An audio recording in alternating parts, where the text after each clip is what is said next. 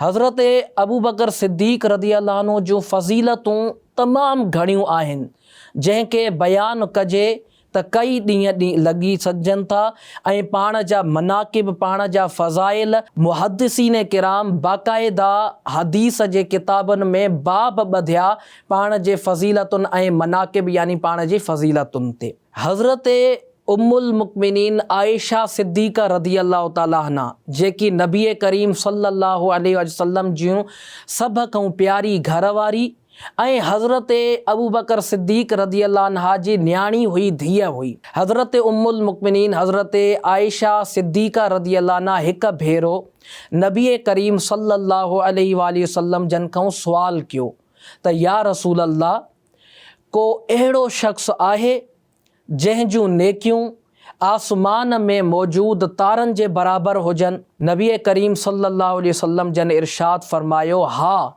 उहो उमर आहे। यानी मतिलबु इहो त हज़रत उमर रज़ियल्लाहु अन्हु जो जेके नेकियूं आहिनि उहे आसमान जे तारनि जे बराबरि आहिनि।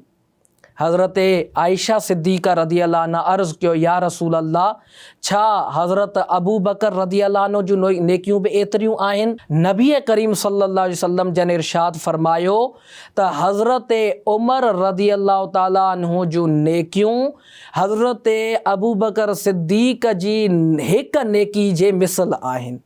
केॾी न वॾी फ़ज़ीलत आहे।